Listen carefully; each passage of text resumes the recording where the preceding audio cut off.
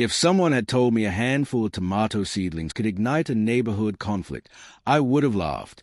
That was before I crossed paths with Carla Wentz, the woman who could turn a quiet street into a courtroom. I'm Adam Whitaker, and when I first moved in, everything looked ideal. Neighbors waved.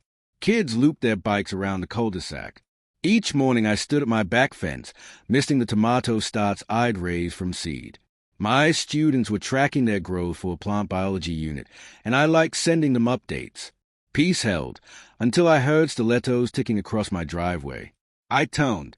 A woman stood there in her mid-40s, razor-sharp bob, giant sunglasses, a clipboard hugged to her ribs like a badge.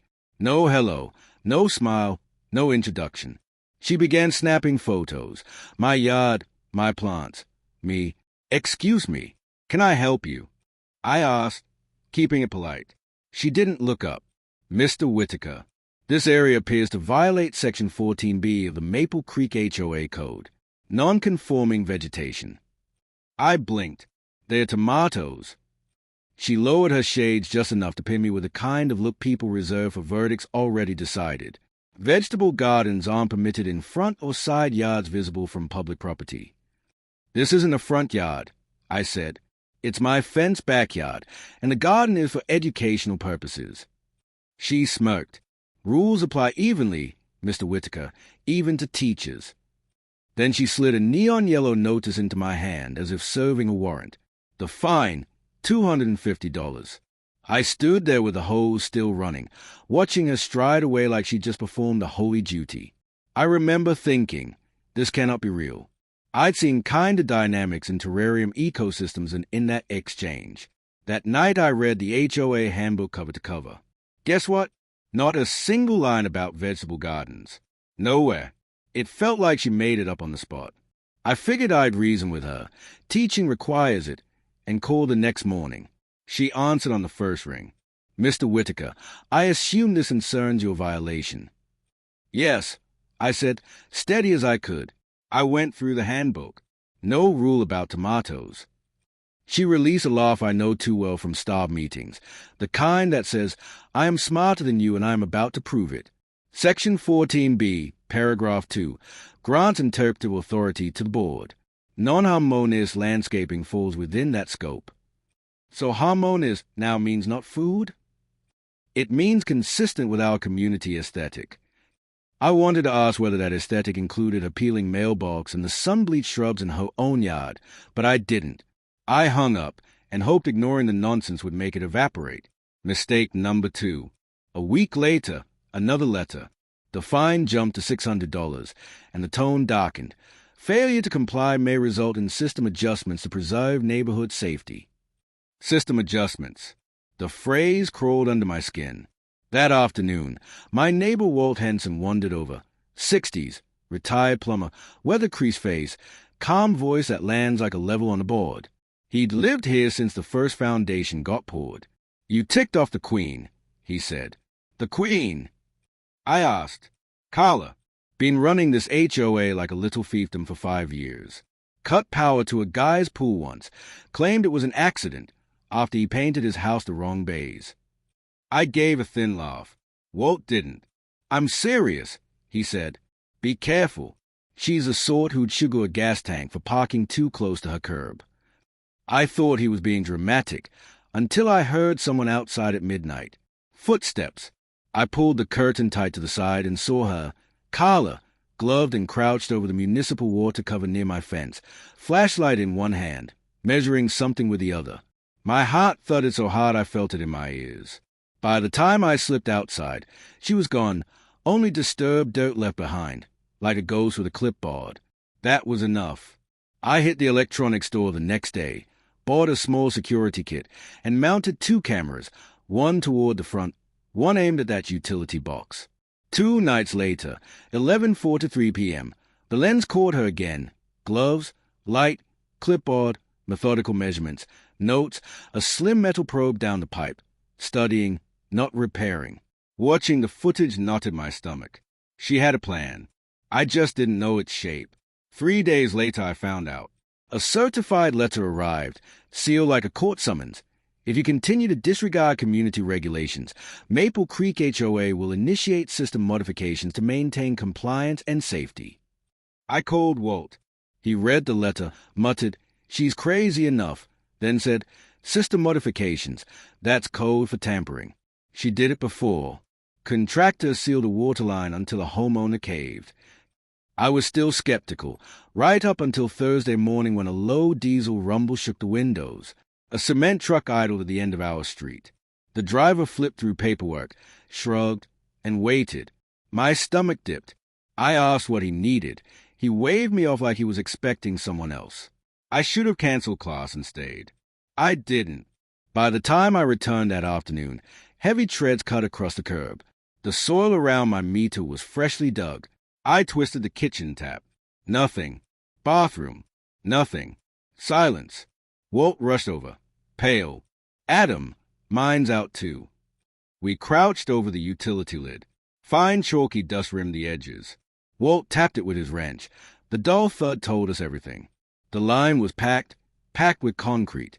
"She did it," he whispered. "Filled your line, and ours. Tried to teach you a lesson and strangled the whole loop." I sat on the curb, watching the sun slide behind the roofs, trying to process the absurdity.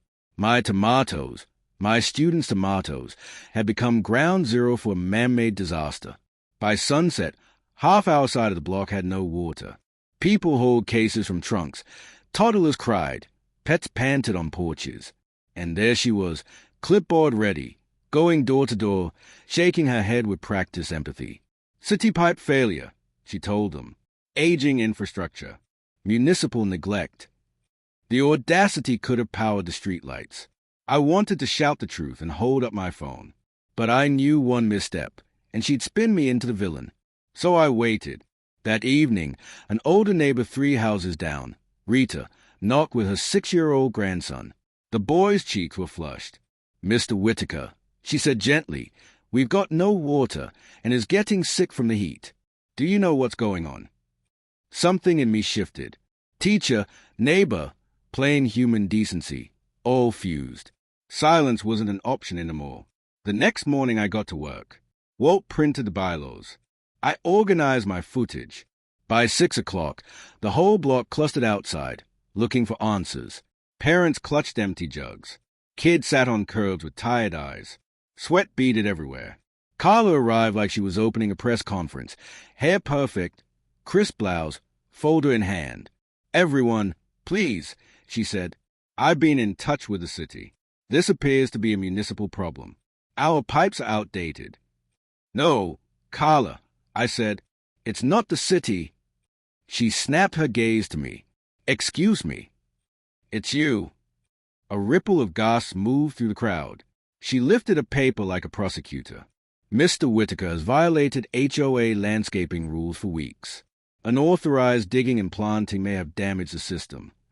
Murmurs spread. People wavered.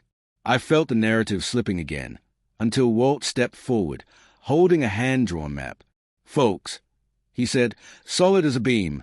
I helped install these lines 30 years ago. Every house from here to Elm pulls water through a main that runs under Adam's yard. Block that point and the loop dies." He nodded at Carla. "And the only person accessing that cover has been you." She laughed, thin and brittle. "Ridiculous. I was checking for safety." "Safety?" Walt asked. "At midnight? Wearing gloves." Attention shifted. Her smile flinched. I connected my phone to a little classroom speaker. "You deserve to see this," I said, and pressed play. Night vision gray filled the screen. The timestamp glowed. Carla knelt by the cover, measuring, sliding tools into the pipe, jotting notes. Her face was clear, every movement deliberate. The audio even caught the soft ring of metal and a muttered curse when she dropped something. The block went silent. No crickets, no chatter, just that thin audio and the sound of my own breathing. "This is 2 nights before the cement truck," I said. She wasn't fixing anything. She was planning. Carla lunged. "That video is illegal. You can't." "It's a public access point," Walt cut in. "Perfectly legal." Then he produced a printed invoice.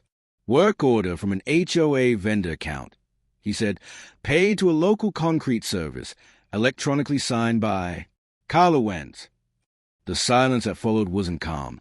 It was charged, like the air before a storm decided to break. Then the shouting began. "You did this. You cut our water. Our kids were sick." Right then a white utility truck rolled up.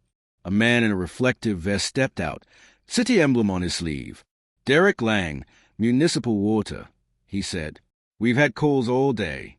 Who's in charge?" Carla tried to assume command. Derek skimmed the access point, then watched the video on my phone. 2 minutes later he straightened, voice carrying down the street. "This isn't maintenance. This is sabotage." The block erupted again. Carla started babbling. Contractor confusion, misfiled orders, misunderstood instructions, grasping at anything. Derek didn't blink. This goes to the district attorney. Tampering with municipal infrastructure during a heat advisory is a felony. The color drained from her face. She pivoted toward her car, but neighbors closed ranks. The same people who'd once waved politely now looked at her like a stranger. Someone called the police. Minutes later, squad cars slid to the curb. I'll never forget the sight of her walking away in cuffs, still clinging to that clipboard like a life raft. The weeks that followed were noisy and expensive. The city jackhammered the street, drilled out the concrete, and replaced fractured lines. The bill cracked $40,000. Paper trails told the rest. Signatures, HOA logins, bogus invoices, all roads led back to the same desk. When the case reached court, the evidence landed so hard the judge hardly needed to hear her lawyer. 6 months in county, $4,000 to $5,000 in restitution, 200 hours of community service maintaining public utilities, and a lifetime ban from leadership positions. The day of the verdict, the gallery filled with neighbors, a few reporters, even the parents of some of my students. When the sentence dropped, the room exhaled. You could feel a neighborhood unclench. What came after surprised me. We held an emergency election. Walt, steady, fair, allergic to drama, became HOA president. We rewrote the bylaw from the ground up. Major decisions now require a vote. Fines go through a review panel. Around here, we call it the Maple Creek Fair Practice Act. Unofficially, the Carla Rule. The most poetic turn? The patch of dirt she tried to erase became the soul of the block. We built a community garden right there. Lettuce rows, peppers, and yes, tomatoes. Kids painted stones to mark the beds. Parents brought compost. Retirees traded watering schedules and pruning tricks. For the first time since I unpacked boxes, we acted like an actual community. Sometimes I catch myself smiling at the symmetry. A simple plant uncovered the rot under a structure that confused control with order. Last summer, a young couple moved into Carla's old place with twin boys. They stopped at the garden on move-in day. The husband asked, half joking, "Any planting rules we should know?" "Yeah," I said, laughing. "Plant whatever you like. Just don't pour concrete into water lines." We all laughed, but there was a true current under the joke. No rule book, no board, no petty tyrant should outrank common sense and basic kindness. 2 years later, the city set a small brass plaque over the utility cover. It reads, "Our water, our rights." Every time I pass it, I remember that summer, the noise, the heat, the chaos, how close we came to losing something essential of a Homeowners landscaping. People still ask whether I've forgiven her. Maybe, maybe not. Forgiveness and accountability aren't the same currency. But I learned something I now teach alongside photosynthesis and soil pH. Power doesn't rot because it's strong. It rots when no one checks it. Give a person too much say over others, and one day they forget why rules exist at all. So here's my advice. If you ever join an HOA, read every line before you sign. Keep your cameras on. And if someone tells you your tomatoes clash with a neighborhood aesthetic, remember that the smallest seeds sometimes grow into the loudest corrections. Tell me, what would you have done in my place? Would you have raised your voice earlier, or waited for the concrete to harden? Around here in Maple Creek, we learn a hard truth. Pipes can be fixed, but trust grows slower than any tomato vine. And when it finally fruits, everyone tastes the difference.